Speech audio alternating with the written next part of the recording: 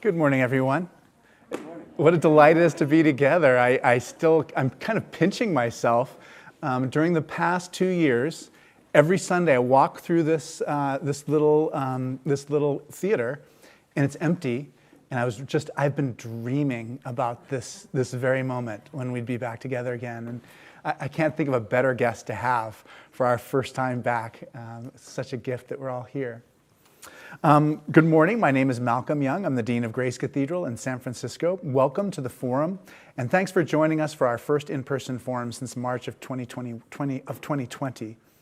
Can the wisdom of Celtic spirituality help heal the earth, overcome our conflicts, and reconnect us to the sacredness of the earth and one another?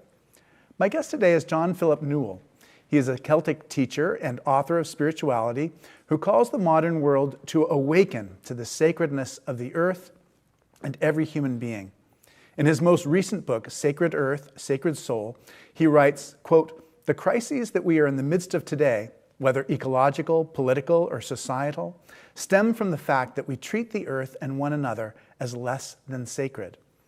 Every year, the Cathedral chooses a theme for inspiration and reflection, and in 2022, our theme is connection. Today, we are talking about how an earth-based spirituality can help us rediscover our connection with God, with each other, and with the earth.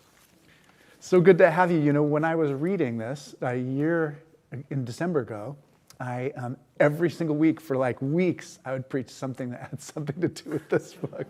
So if people didn't realize it, but they're getting a little preview.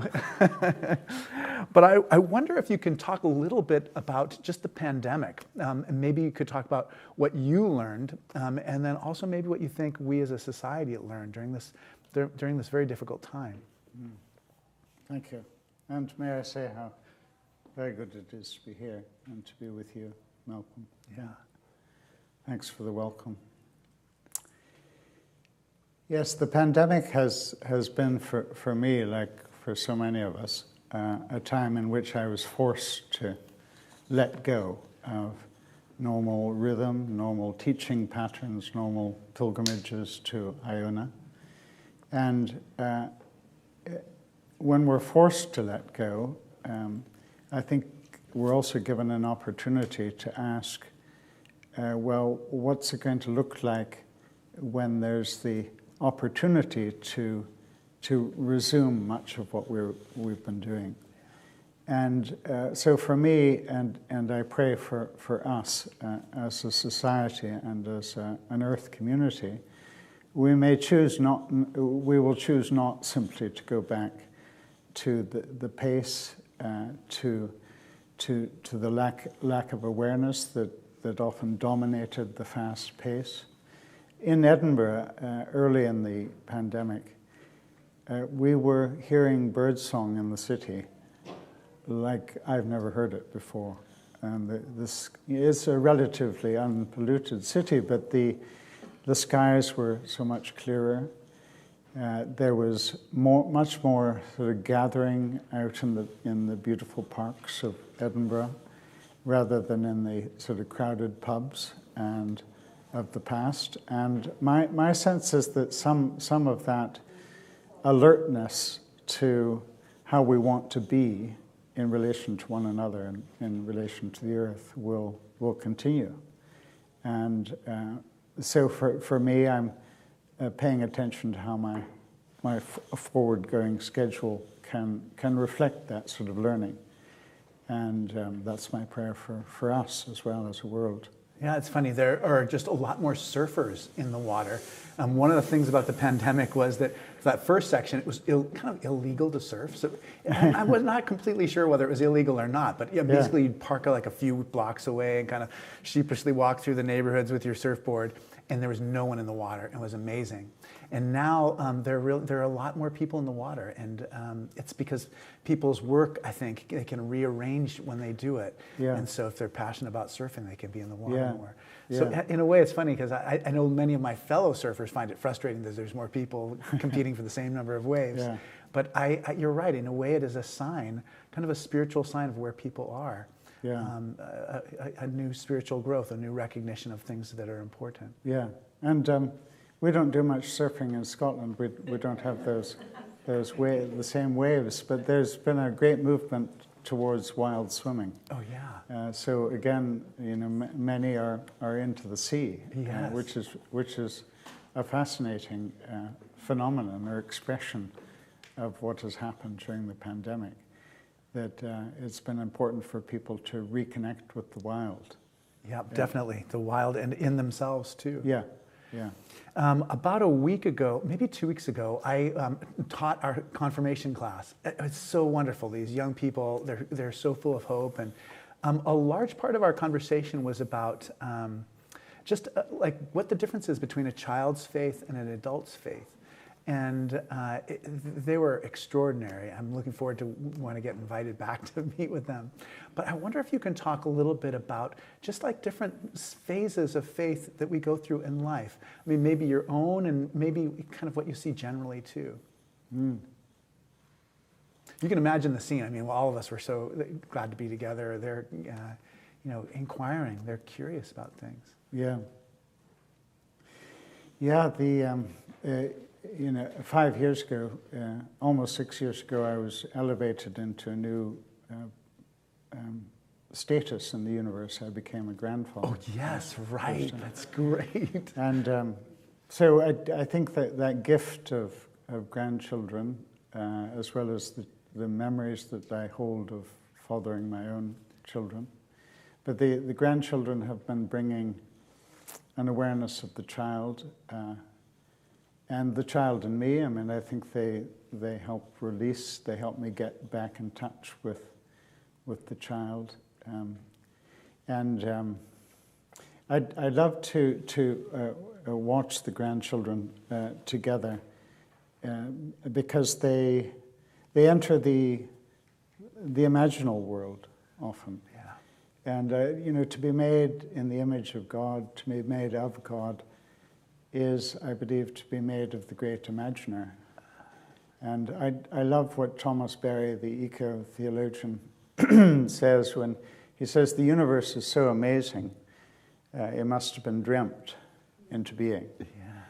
And then good prophet that he was, he said, and we are in such a mess, ecologically, politically, religiously, we are in such a mess that we need to dream the way forward. We need to allow ourselves to imagine ways of being, ways of seeing, ways of relating that we've never known before. So that child and the imaginal that we entered so sort of naturally as children is still within us. Yeah. And how can we reawaken it in one another?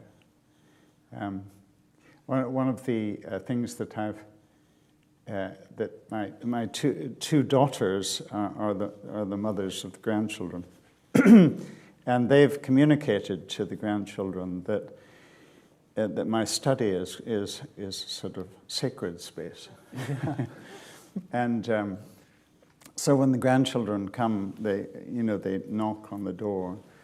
And when I'm able to invite them in, if I'm not sort of absolutely in the midst of something, they sort of enter, the study. And a little while ago, I was away when they were in the family flat.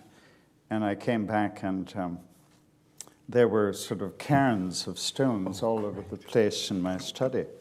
And it became clear that, that they had been in there sort of using their imagination to, I don't know, you know how the child loves to quite naturally create almost like ritual, and so it was almost like these little miniature prehistoric cairns of stones that they had taken from my pile of Iona stones. So next time they were, and then after discovering these cairns of stones, I tried to turn on the light switch, and it's one of these dimmer switches, and the lighting wasn't working. And I thought, I think there's a connection between this play and the study and the switch not working. So next time little Ember was at the flat, I invited her into the study, and I said, Ember, were you in here the other day? Yeah, yeah. It was just totally, no sense of shame or hiding. And I said, were you doing something with the light switch? Yes, we were. And I said, what were you doing? And she was saying, well, we were turning it light, dark, light, dark, light, dark. So I love the child, this open-eyed, the imaginal, but also the open-eyed.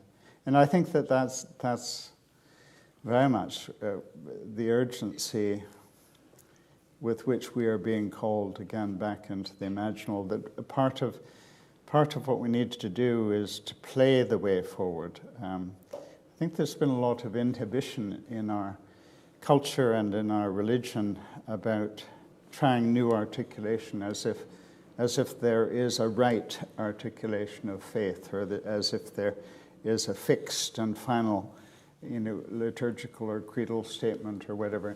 And I think we need to keep playing, and not get fixed, because the child doesn't get fixed. I love that. So it's almost like the development is from the childhood, that imaginal self, to getting more fixed, and then it's becoming more imaginal again. Yeah. It's almost like coming back to our childhood roots. When you were speaking, I thought of two great sections of the book that I absolutely loved. One was, I think it was George MacLeod talking about his daughter coming into his study on her first day of school. And she comes in, he's busy writing very important letters, and she interrupts him and says, today's my first day of school. And he says, well, your tie's not straight. And you just saw from her face just how deflating that was. And he said that even though he instantly, when he saw the expression on her face, it was a revelation, right? An epiphany. When he saw the expression, he did everything right after that. Like went downstairs and got her ready and walked with her to school. But he could never forget that first look that she had when he first criticized her when she walked in the office. Yeah. The other section, and he finishes saying, "I'm forgiven." Yes, but I won't forget. Yeah, exactly. Yeah. Forgiven but won't forget. And then the second section is the section on Pelagius. When you talk about Pelagius saying, when Pelagius says the child is holy, just not the child. Oh, I even wrote it down. It says the child is an example of that holy, and that his conclusion that he drew from that is, he said, what is deepest in us is of God, not opposed to God. And I love that too. That just children help us to realize that also. Yeah.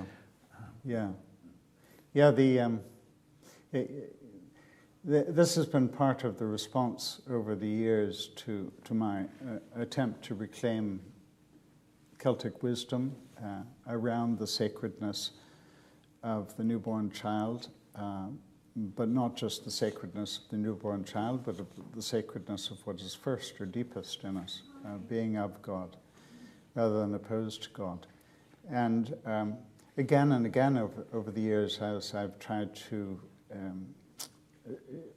communicate this vision, re-articulate it for today, people have come up to me and said, I knew it. Or, right, exactly. That what you're articulating, I may not have heard it before, but I intuited it. may not have been taught to it, exactly. But I know this. I know this about the child, for instance. And so the child can definitely be part of waking us up again to those depths.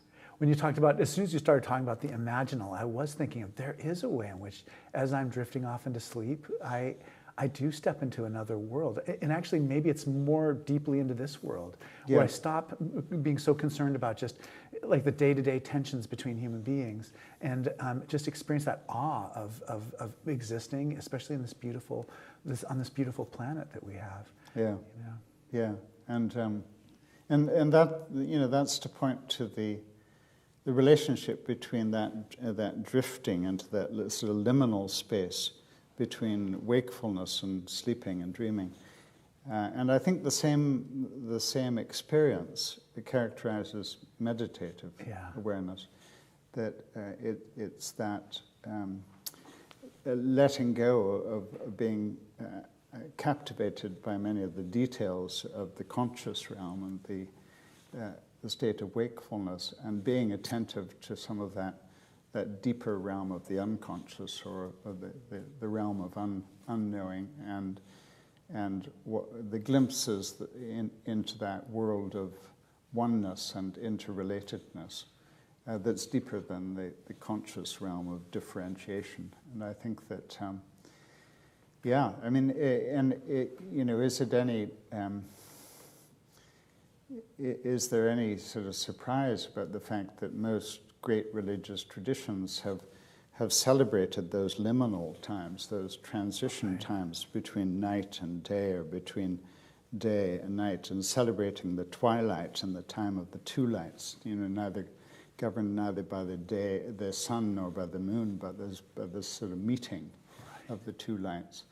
And I think that's part of what so many of us are searching for, to bring our spiritual practices back into this deeply natural rhythm of day followed by night, of the rhythm of a 24-hour period, and the rhythm of the seasons. Let's allow our spiritual practices to be guided by those deep and eternal rhythms of earth, rather than so often tragically seeing that what happens within the four walls of our cherished spaces somehow doesn't have an immediate relationship to or guidance by what the Celts call the great cathedral of earth, sea, and sky.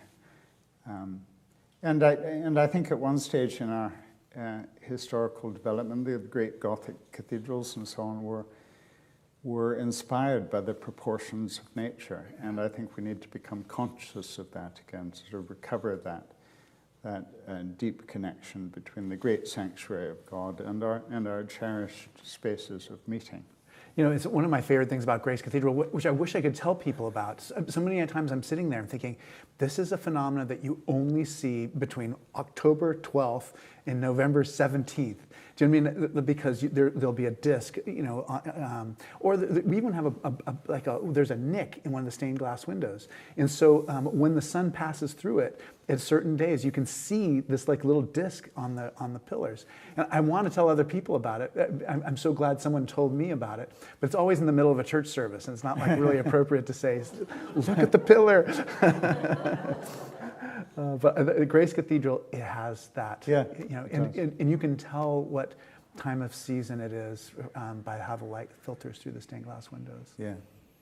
You know, this wasn't a question that I thought of ahead of time, but as we were talking, I have Michael Pollan lives in Berkeley and wrote a book called How to Change Your Mind, about psychedelic drugs in general. Yeah. But people sometimes ask me what my take is on, entheogens, like drugs that you use to have deeper religious experiences. And I never feel like I have a very satisfactory answer. And I wonder if people ask you that question, or if you've given much thought to that whole thing. Yeah, I've been graced with the opportunity to have relationship with native traditions, First Nations people. Yeah. And most indigenous spiritualities have accessed the realm of altered state of consciousness, whether through peyote or other means. And I think a lot of what happens, for instance, in the native sweat tradition is not ingesting anything to lead us into an altered state of consciousness in that state. But I think the ritual itself and the heat and the demands of a sweat lodge sort of not allowing us to sit upright, but sort of in order to survive one's sort of head being burned off, there's this sort of reconnecting to the earth. So I think whether it's forms of plant-related use, or whether it's ritual, I think so much spiritual tradition is about consciously accessing what can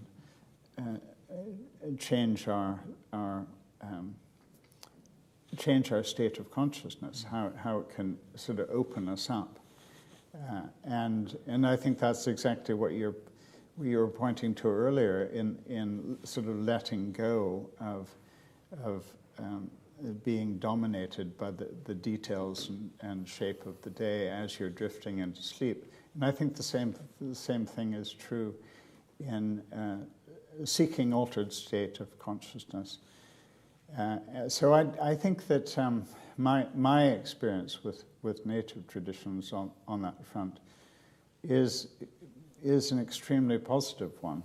And it leads me not to be primarily suspicious or frightened of that route. I mean, I think with any pursuit of altered state of consciousness, I think we also need to be careful. We need to be sort of protective of the well-being of one another. And we need to ask why we are seeking an altered state of consciousness, because the imaginal I see as a realm that can lead us more deeply into reality, more deeply into the truth of our interbeing. And I would distinguish that from the realm of fantasy, which I think can take us away from reality. So, like all of these gifts or ways that we are offered, I think we need to keep discerning. Is the use of a means of altered state of consciousness an escapist energy or desire in me and in our community, or is it with the desire to remember what we've forgotten, and that is the deeper realm of interconnection. So that's always my take on anything we choose. Let's discern together whether we're being led to the heart of the truth of our Christian household, the truth that Jesus embodies, leads us further into. And that is, are these practices, do these translate into compassionate action? Do they translate into love for one another and the earth? And if they don't, then let's be very wary. If it's primarily self-indulgent escapism, let's ask questions and be prepared to say no. Yeah, that's another thing you say in here too, is you talk about Pelagius saying your idea of God or your idea of Christ is much less important than whether you're actually living like Christ. Yeah. And it's, in a way, it's the pragmatic test of truth. Yeah. I think even in our yoga practice on Tuesday nights, there is something about that physical activity that puts you in a, more open frame of mind. And doing it in community with other people is, I think, part of what makes it effective. Yeah. I think it's great that that's happening here. It's an expression of the bigness of the vision that grace is often reflected, and it's doing that important piece. One of my teachers was Bede Griffiths, the Benedictine who spent most of his life in India, and he wrote his most seminal work, I think, was The Marriage of East and West. And it's important that we find ways of, the way he put it was, we need to strip Christ of his Western garments and allow him to be clothed in some of the meditative practices and wisdom of the East. And it's important that we do that individually. Many people are doing it individually. But many who are doing it individually are often in a state of exile from their Christian inheritance. And I think to do it collectively, or to do it in our various sanctuaries, is part of the creative way forward. It's about bringing back into relationship what has been torn apart, and that is East and West, not to speak of many of the other polarities that have characterized a dualism in so much of our Western Christian culture and tradition. Yeah, that's true. I wonder, you've had so much experience just in cathedral life. I wonder if you can talk a little bit about just about the unique mission of cathedrals, and just what their contribution can be, especially now in the 21st century. I think the medieval cathedrals in Europe were in origin centers of great study, artistic excellence, and imagination. They were places of teaching as well as spiritual practice. And it's that combination that I think is so important. These centers of study and artistic expression. So my sense is that at this point in time, as so much of Christianity as we have known it is collapsing in outward form, what is trying to be born? What is trying to come forth in a new way? What is this sort of resurrection energy from deep within our tradition? And it's important, of course, to always remember that resurrection is not about resuscitation. It's never about trying to revive what was. It's not about making our religion great again. And so in this time when one of the chapters in the book is on the French Celtic teacher, Pierre Teilhard de Chardin.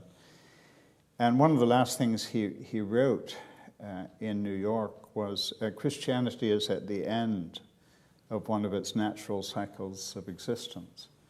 It needs to be born again. And in this born-again Christianity, he said Christ will no longer be seen as a deserter of earth. This notion of salvation, Christ almost airlifting us into salvation. Christ will no longer be seen as a deserter of earth. He will be seen as lover of earth, at one with the earth. So in this time of a collapse of so much of what we have known Christianity to be, I don't think we should primarily get into a sort of shoring up or trying to resuscitate what we have known, so much as to be open to what we don't yet know, or what's trying to be born, what's trying to rise within us. And my own sense is that the cathedrals will play a critical role in that resurrection, in that rising. And whether Christianity increasingly takes the form of house gatherings and more intimate gatherings of study, spiritual practice and action, we will, I believe, need these great gathering places. And I think that the cathedrals offer that. They have that's part of their deep identity historically, and I think that they'll be able to play that in a new way, to do in a sort of bigger scale, expansive, more inclusive way, what more intimate, smaller gatherings will not do. Yeah, I agree. I think it's such an important moment for cathedrals right now. And I think cathedral congregations, too, have just a unique mission of hospitality. I think there's a way in which the people at Grace Cathedral are here because they want to serve pilgrims, basically, who are coming and going, and in people in the city, too, who when they are in trouble, they oftentimes come here. Yeah. I think it's a much freer space to enter as well than many other religious structures or smaller parish churches. I think cathedrals have that aspect of greater openness and accessibility, which is one of their gifts. Yeah, definitely. So many people ask me, they say, what is Celtic spirituality? And I have my own little answer for it. But I would love to hear your answer, because it might help me and make my answer a little better. Yeah. Well, Celtic, I think one of the things that's important always to say is Celtic spirituality is a new term. This is not how, these great prophetic teachers that I refer to, people like Pelagius and Eriugena and St. Bridget and others, they didn't refer to themselves as sort of teachers within Celtic spirituality. So this is a modern term that we use to refer to a particular expression of Christian wisdom that emerged in Celtic territory, and that emerged very much in resistance to the heavy hand of empire and of the religion of empire. When Christianity gets into bed with empire in the 4th century, it is under enormous pressure to teach what is convenient to empire. Yeah. And so in the Celtic tradition, which in many ways gave expression to a sort of spirituality of resistance to power, it was consistently a tradition that celebrated sacredness of earth and sacredness of every human being, or what is deepest in every human being, and thus the title of the new book, Sacred Earth, Sacred Soul. Right. Excuse me. And these, of course, are interrelated, that we are of earth and of earth's sacredness. But this has enormous implications. One of the first doctrines that was articulated by imperial religion in the 4th century was the doctrine of creation ex nihilo, in which it was taught that a distant creator, a transcendent being, fashioned matter out of nothing. Right. So Irenaeus, whom I write about, the 2nd century teacher from the Celtic world of Gaul, said, but creation doesn't come out of nothing. Creation comes out of the very substance of God, or comes out of the womb of God, which is to say that this stuff, the stuff of our bodies, is sacred stuff. And how we handle one another in relationship is a sacred matter. And how we care for the bodies of those who are hungry and homeless, these are sacred matters. How we handle the matter of the earth with reverence and with justice, these are sacred issues. So when imperial Christianity articulates the doctrine of creation out of nothing, part of what that doctrine did was attempt to neutralize matter. Tried to say that matter in itself is not sacred. It's not from the essence of God. So Irenaeus uses this word that is still, I think, shocking to our dualistic Western ears when he says, this all comes out of the substance of the divine. So on that front, the Celtic stream, very early on and then consistently over the centuries, speaks against any tendency to neutralize matter.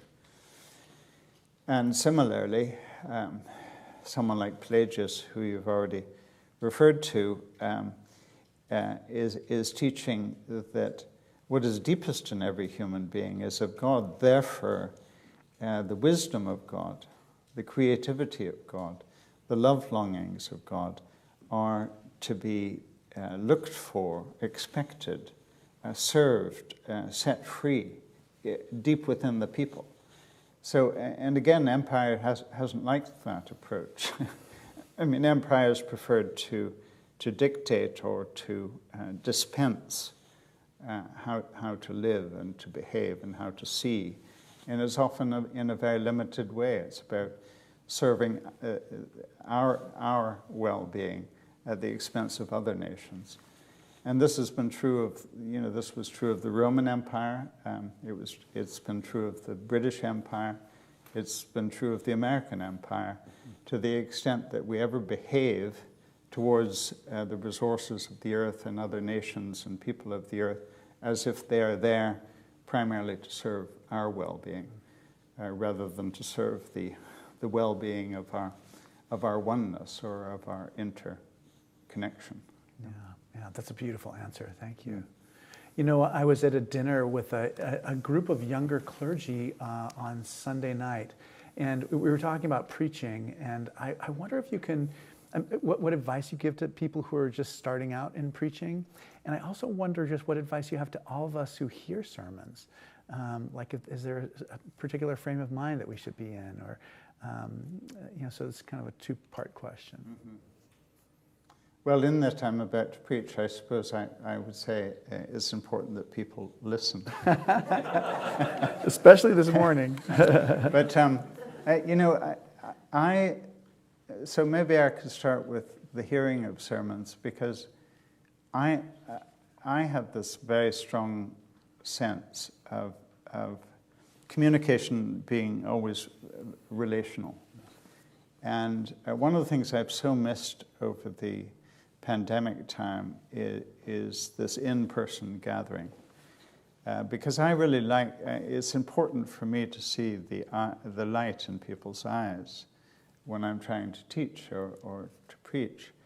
And it's also very instructive for me to see when people's eyes glaze over. You know, that, so it's a mutual responsibility. I mean, I may be the one trying to articulate, but it seems to me that it is a mutual event. So how can we, in any gathering, whether it's in a religious gathering or not, how can we, when we are primarily in listening posture, how can we be communicating to the speaker that we're present, that this is a time of intercommunion, really. So that's much more from the sort of receptive end. I think from the preaching end, I see a real difference between teaching, which I do most of, I do more of, and then preaching. I see them as very distinct forms of trying to serve one another. And so I think that whether we are preaching or whether we are teaching, and I think that the preaching mode is often an opportunity to do that twin prophetic thing that is so deep and rich in our Judeo-Christian inheritance. And that is to both try to announce the vision of truth, and to denounce what is false. Right. Both within our household of religion, but also within our political sphere, within our national sphere, within the individual sphere of relationships. I think we have to do this. It's important to do this, the announcing of vision and denouncing of what is false. And I think that the preaching mode is particularly designed to do that. But I think whether we're preaching or whether we're teaching, one of the important things that I've become increasingly aware of, and that I would like to always be reminded of by those who love me and can be part of shaping who I am and what I say and do, and that is to be reminded that that any wisdom that we're offering is already in the heart of the listener. Yeah. So I'm not dispensing truth from above, which I think has been the shadow side of a lot of hierarchy of religious teaching. I'm not dispensing. I should not ever see myself as, let me tell you. Right. But rather, in my words and in any vision that I can articulate, to to pray that those words can release, liberate, set free the wisdom of the divine that is already in my listener, because those that we are addressing in sermon or in teaching, they're made of God. And deep within them is this wisdom of the divine.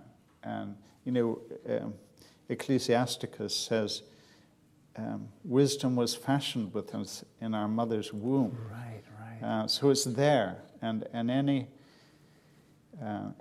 any forgetting of that is a dangerous arrogance that will not serve. It won't serve anyone. It might serve the self-satisfaction of the person thinking that they're dispensing it or giving it. But I think it won't translate into a depth of transformative behavior and relationship. Yeah, again, it's like by their fruits you shall know them. Yeah, that's so interesting. Before the pandemic, I was invited to lead a pilgrimage to Iona and to different places like that, and everything got put on hold. But I was definitely undertaking it with a little bit of reticence because I didn't feel qualified to lead a pilgrimage. But I wonder if you can teach us a little bit about pilgrimage, what role it can have. I mean, of anyone I can think of who I know, you probably know more stories about people whose lives have been transformed by pilgrimage than anyone I can think of. So maybe you can talk a little bit about just how pilgrimage works in the modern world. Yeah, I think we're in a time of a renaissance of pilgrimage, and this is one of the practices that we have deep within our Christian household, and I think we're seeing it rise up in a new way, new expressions today. So a couple of things about pilgrimage. One is that one of the terms that was used for pilgrimage in the ancient Celtic stream was the word peregrination. Right. And the peregrines, the pilgrims, those who wandered, were one of the expressions of it, of the peregrini, is that the peregrine or pilgrim is someone who is seeking their place of resurrection. They're seeking new beginnings. And I think that's often deeply part of what's happening. When people make a long journey to a sacred site like Iona, no one happens to pass through Iona. It's not en route anywhere. It's not the hub for United Airlines. No, it's a destination. It's a very intentional destination, and it's a long journey. Sort of plane rides, train rides, ferry rides to get there. So I think by the time people arrive, they've often done this letting go, and often arrived with a very open heart, ready to receive. And that's such an important aspect of pilgrimage in my experience, that by the time people arrive on Iona, they're generally extremely open to receive and to experience their resurrection, to experience a new rising of what is deepest in them, made of God. And one of the features of pilgrimage on Iona that I've been alert to, and I try to cherish it in terms of how we shape pilgrimage. In the 6th century, these Celtic monastic communities, they all had sort of unique rules, distinct rules, because there wasn't a hierarchy, there wasn't a center of authority in the Celtic world that was telling everyone, how they should live or what rules. So each monastic family, in a sense, had their own rule, and there was sort of likeness between the monastic communities, but it wasn't a sort of uniformity. And in Columbus community on Iona in the 6th century, there was one aspect of the rule of life that I haven't been able to find in any other Celtic monastic community of that time. And that was Columba instructing his community to pray until the tears come. Pray until the tears come. And that's a beautiful reverencing of the place of tears, of the inner lens of the heart, the inner lens of seeing, being washed or cleansed. And tears will often come either in times of intense sort of beauty and loving, or they may come at times of deep suffering and loss. And the tears, whether of joy or of sorrow, of beauty or of struggle, can do this cleansing, can do this washing of the inner lens so that we see in a new way. And, maybe that's been part of the tears of the pandemic. That, why is it we're especially grateful to be in one another's company and to be in person? Is because the pandemic has allowed us to see in a new way and to see with such gratitude for being together in ways that we've had to deny ourselves of. So I have met so many people who have arrived on Iona unaware of this rule of Columba's community in the 6th century, but who have said to me, when I stepped foot on this island, I began to weep. And that's a grace of that island. And why does it happen in particular places? And I think there's a sort of a cumulative energy to places.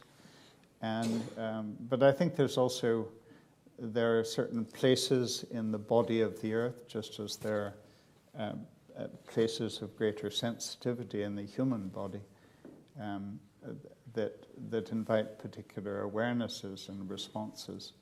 So I think Iona is one of those thin places in which the distance between heaven and earth, or spirit and matter, is as MacLeod says, it's as thin as gossamer. And these great pilgrimage places, these great thin places, are not places to stay in.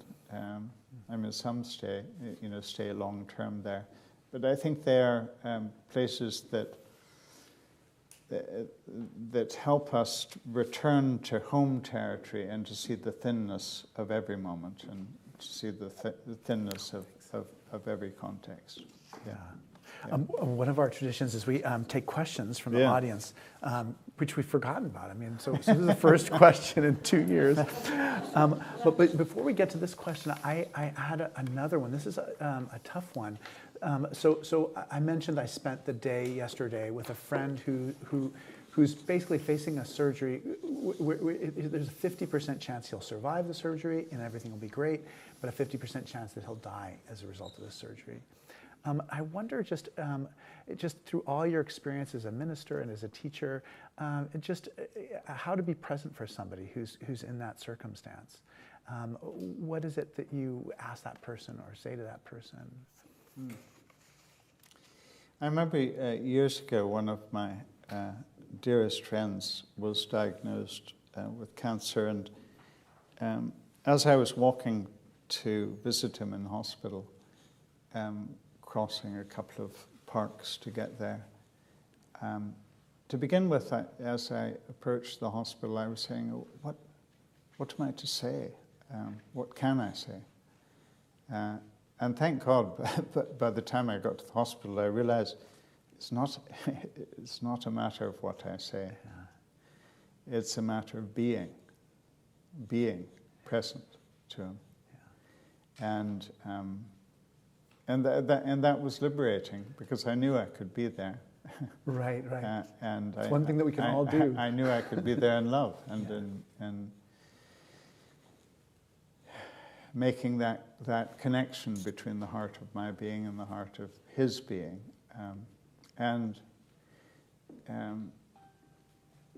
So that's how I approach, try to approach it, to remember that, we've already touched on this in the what we offer as teachers, and whether it's as teachers or as pastors or as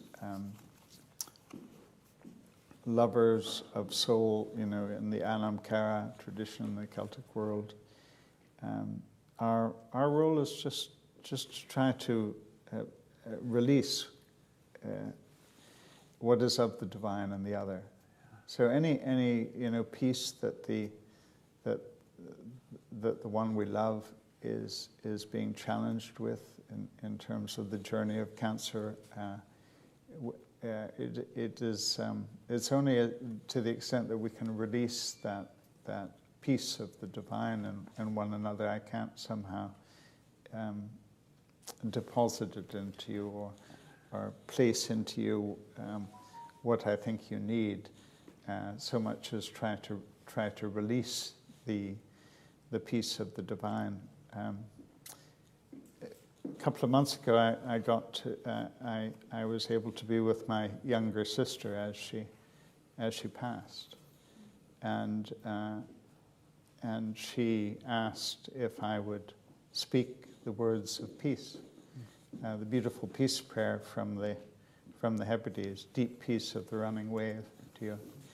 And I felt at that moment that the words of peace that I was speaking were again simply there to try to articulate or further release in her an awareness of the peace of the sacred that she carries within her, and that she did carry within her.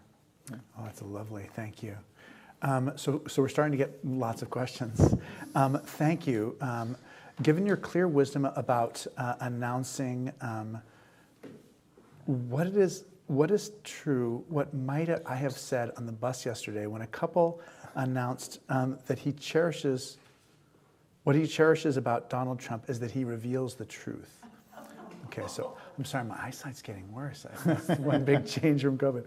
But yeah, what should this person's frame of mind be after having overheard this conversation on the bus about liking Donald Trump because he reveals the truth? It's a good question. I don't know how I'd answer it myself. Yeah, we have the same challenges on the other side of the Atlantic. Yeah, exactly. Yeah. Well, what is it we are trying to do? I think one of the some movements of great vision for justice and for change often get derailed or undermined by a self-righteousness in the movement. Yeah. Somehow in our passion for what is true, or a passion for transformation and change in a nation and a society, we begin to sort of over-identify that truth with ourselves and call the other to become like us, which is the definition of self-righteousness, I think. And so how do we keep returning? In the Christian tradition, we have we're being constantly invited by Jesus into a place of humility. So what does that mean? It means to me about being grounded again in the humus, in the earth, in the ground of the divine deep within us.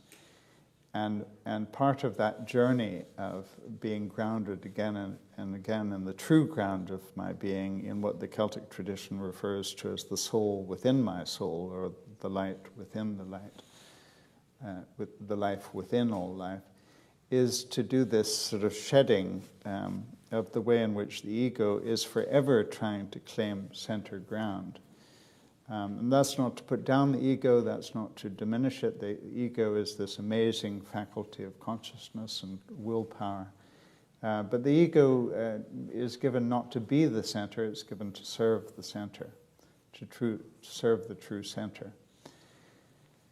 So how can we be that in the face of those whom we may most passionately disagree with in terms of how we shape our nationhood, how we shape our relationship with Earth, how the Earth is to be reverenced, how the feminine is to be reverenced. So there's a shadow form of masculine power that has expressed itself on both sides of the Atlantic, that arrays itself against the Earth and over against the feminine. And so how do we face and call to change those who we're most passionately in disagreement with? And for me, one of the, and I'll be touching on this today in the sermon, one of the great figures that challenges us is Mahatma Gandhi. So when he took on the falseness of the British Empire and dominating India, he refused to call them his enemy. And he was forever looking to address the true heart of the leadership of the British Empire. Because he believed that the true essence of every human being is of the divine, is of the sacred. It may have, the other may have taken on sort of monstrous or distorted forms that are untrue to their depth.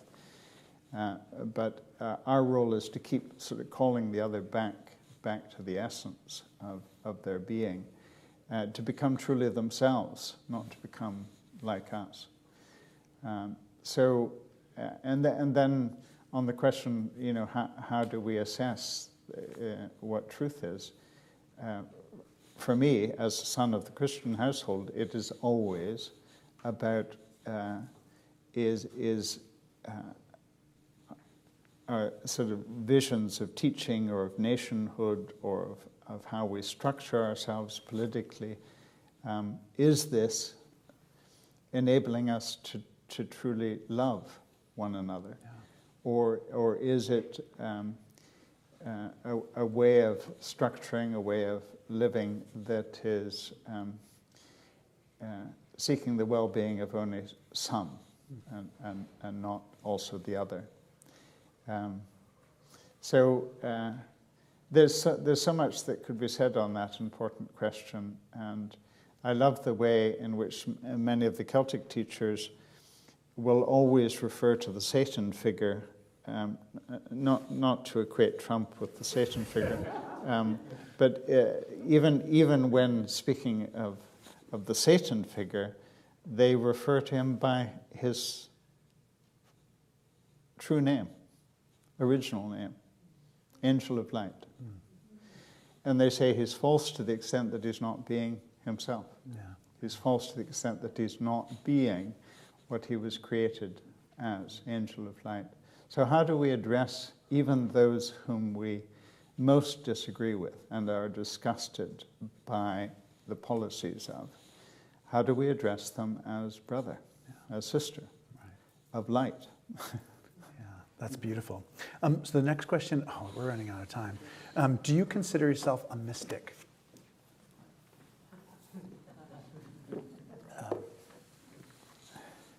I had a letter the other day in which someone asked me if I considered myself a heretic. And my response to that was, no, I don't consider myself a heretic. People may choose... I don't think of you as a heretic either, just so that you know. People may choose to say that about me, but I think I sort of feel the same way about the mystic, although in the case of the mystic, I honor many mystics. I love mystics. But it's not a term that I would ever claim for myself. I think that one of the things I've loved about the Celtic stream is that they are alive to the mystical. So if that's what a mystic is, then of course I want to be part of that. But I think it's too much to claim that.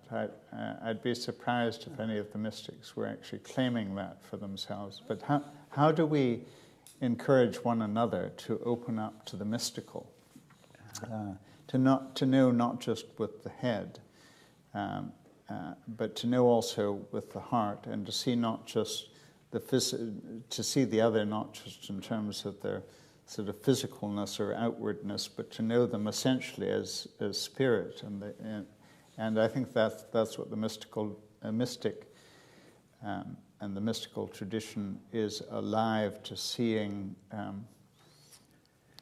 Henry David Thoreau, the unseen, in his journal, he'd received a survey, and he was supposed to fill in the survey of what his scientific interests were.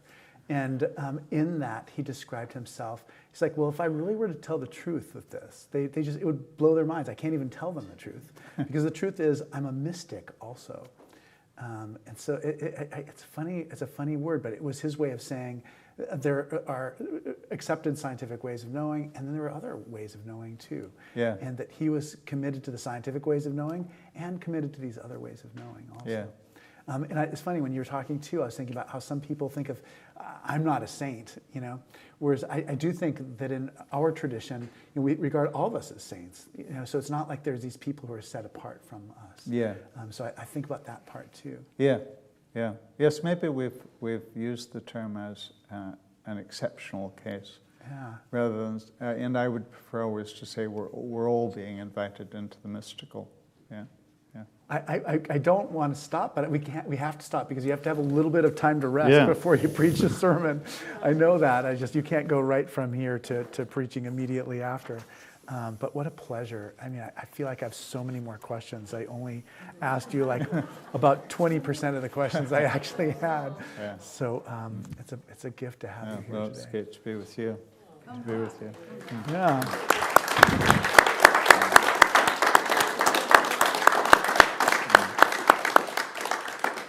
Please join me on Wednesday, March 16th, when my guest will be Daniel Darling.